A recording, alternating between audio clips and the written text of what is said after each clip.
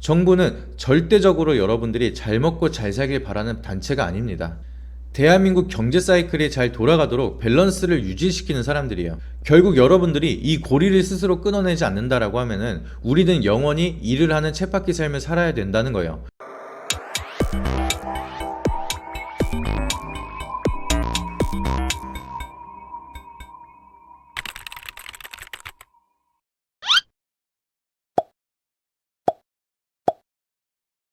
안녕하세요, 구독자 여러분들. 오늘은 경제에 대한 이야기와 돈에 대한 이야기를 좀 하려고 하는데요. 주식 이야기가 아니더라도 상당히 중요한 내용이니까 잘 봐주시길 바라도록 하겠습니다. 이 세상에서 내 인생, 내 노후를 위해서 내가 노력하지 않더라도 내 삶을 보장해주는 그런 사람이 있을까요? 절대 없습니다. 내 노후는 내가 만들어 가야 되는 세상입니다. 이 말은 우리가 믿고 있는 정부 또한 포함되어 있는 말입니다. 이미 나는 정년퇴직을 하고 죽을 때까지 돈을 벌지 않아도 내 자식, 내 손주까지 챙기면서 멋진 삶을 준비했다, 혹은 계획이 있다고 하시는 분들은 영상을 보지 않으셔도 됩니다. 다만 그렇지 않다면, 내 미래가, 내 노후가 불투명하다면 꼭 한 번씩 보시고 이 문제점에 대해서 생각을 해보시길 바라도록 하겠습니다. 우리나라는 100세 시대가 열리고 있고 인구 절벽에 대한 문제도 같이 겹치고 있죠. 이게 무슨 뜻이냐면은 준비되지 않은 사람들은 가난하게 오랫동안 살 수 있는 시대가 되었다는 거예요. 시간이 흐를수록 저출산에 대한 문제와 고령화에 대한 문제가 이어지기 시작을 하면서 정년퇴직에 대한 개념은 사라질 거고, 여러분들은 정년이라는 게 없이 평생 일할 수 있고 평생 세금을 내면서 살아야 되는 시대에 살고 있다는 의미예요. 다들 인플레이션이라는 얘기는 한 번씩 들어보셨을 겁니다. 인플레이션을 잡기 위한 사이클은 물가가 상승을 하면 소비 심리가 위축이 되니까 소비가 줄어들면 내수 경제에 대한 사이클이 순환이 안 되고 경제 성장이 저하되기 시작을 하니까 밸런스를 맞추는 거예요. 물가가 상승하면 1,000원짜리를 우리가 2,000원에 사야 돼서 지출이 높아지고 소비 심리가 죽으니까 기준소득을 높이고, 그러면 화폐 가치가 하락하고, 그러면 다시 한번 물가를 상승시키면서 밸런스를 유지를 합니다. 근데 이게 또 반대로 기준소득이 높아지면은 물가도 자연스럽게 상승을 하고요. 내가 아무리 열심히 일을 해도 내가 버는 기준소득은 물가로 밸런스 조절을 하니 급여가 높아져도 높아지는 게 아니라는 거죠. 특수직, 전문직 제외하고요, 세상에 공장에서 일하시는 분들이나 최저시급으로 일을 하시는 분들이 더 많아요. 연봉 협상 그런 거 없고요. 그냥 매년 최저시급이 오르는 만큼 내 월급도 올라가는 거예요. 그리고 그만큼 물가가 오르니까 실수령액은 증가하는 것 같은데 내 삶은 전혀 나아지는 게 없는 거죠. 햄스터 쳇바퀴 굴리듯 제자리만 무한 반복하게끔 만들어 놓은 게 우리나라예요. 이 사이클이 무한대로 이어지는 이유는 우리는 자본주의 국가죠. 전 세계적으로 이런 인플레이션을 조절하는 게 마찬가지인데, 특히나 자본시장을 중요하게 생각하는 우리나라는 모두가 돈이 많아지면 상당히 불평등한 시대가 되겠죠. 돈의 희소성이 사라지고 돈을 열심히 벌기 위한 사람들이 사라지고 경제적 사이클에 커다란 문제가 되기 시작을 합니다. 그래서 정부는 서민들이 영원한 서민으로 남길 바래요. 그래야 더 열심히 일하는 나라의 구성원이 되니까요.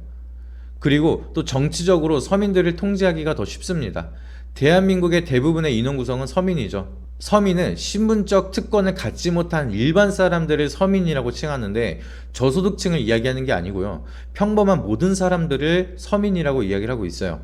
이런 서민들을 위한 경제성장 정책, 복지 정책 등을 이야기하면은 표심을 획득하는데 큰 도움이 될 수 있겠죠. 정부는 절대적으로 여러분들이 잘 먹고 잘 살길 바라는 단체가 아닙니다. 대한민국 경제 사이클이 잘 돌아가도록 밸런스를 유지시키는 사람들이에요. 결국 여러분들이 이 고리를 스스로 끊어내지 않는다라고 하면은 우리는 영원히 일을 하는 쳇바퀴 삶을 살아야 된다는 거예요. 저도 이런 고리를 끊기 위해서 살아가고 있고요. 저는 기초생활수급자에서부터 여기까지 올라왔습니다. 하지만 아직도 갈 길이 멀죠. 제가 예전에 책에서 읽었던 내용 중에 하나인데, 한 10년 전쯤에 읽었던 내용이라서 정확히 기억은 안 나지만, 한 남자가 부자를 찾아가서 이야기를 합니다. 선생님, 저도 부자가 되고 싶은데 방법이 없을까요? 그래서 부자가 이야기를 합니다. 이 종이에 네가 원하는 금액을 아무거나 적어봐라. 남자는 한참을 고민하다가 100억이라는 금액을 적었어요. 그러니 부자가 하는 말이, 너는 이 100억을 갖기 위해서 무슨 노력을 하고 있느냐 이야기를 했대요. 남자는 그 말을 듣고 몇 날 며칠을 고민을 하다가 다니던 회사를 그만두고 장사를 시작했답니다. 그러니 부자가 하는 이야기가, 이제 100억을 벌 수 있는 사람이 되었다라고 얘기를 해요. 이게 무슨 뜻이냐면은 우리가 월급만 벌면서 100억 부자가 되는 길은 로또 맞는 방법 말고는 방법이 없어요. 내 시간의 가치가 최저시급 이상의 가치로 계속해서 올라가도록 시스템을 만들어야 시간이 걸리더라도 부자가 될 수 있는 확률이 1%라도 높아진다는 거예요. 자는 동안 돈을 버는 소득을 패시브 인컴이라고 이야기를 하는데, 우리는 이 자면서 벌어들이는 수익 구조를 만드는 데 노력을 하셔야 되고요. 근로소득이 얼마나 문제점이 많냐면, 여러분들이 연봉 6억을 벌어도 세금 떼면은 실수령액이 대략 한 3억 4천만 원 정도가 나와요. 그러면 여러분들이 열심히 저축을 매년 2억씩 하게 되면은 100억 부자가 되는데 50년이란 시간이 걸리는 거죠. 근로소득을 벗어나서 새로운 소득을 만들어 가야 돼요. 투자소득, 이자소득, 배당소득, 사업소득, 자본소득, 우리가 만들 수 있는 수익 구조가 너무나 많습니다. 저 또한 지금에 대한 수익 구조에서 멈추지 않고 더욱 다양한 시스템을 만들어 가고 있고요. 저는 반드시 성공할 자신이 있어요. 노후는 크게 걱정을 안 해요. 여러분들도 지금부터 저와 같이 미래에 대한 계획을 성공시키길 바라도록 하겠습니다. 오늘은 주식 이야기가 아닌 경제와 돈에 대한 이야기를 말씀드렸는데, 증권 전문가뿐만 아니라 경제 전문가로도 강사, 방송 활동을 하고 있는 제가 계속해서 좋은 정보, 좋은 강의로 지속적으로 업로드해 드리도록 하겠습니다. 오늘 영상이 도움이 되셨다라고 하시면 잊지 마시고 김민성의 주식학교 구독과 좋아요, 알림 설정 한 번씩 꼭 부탁드리도록 하겠습니다. 이상입니다.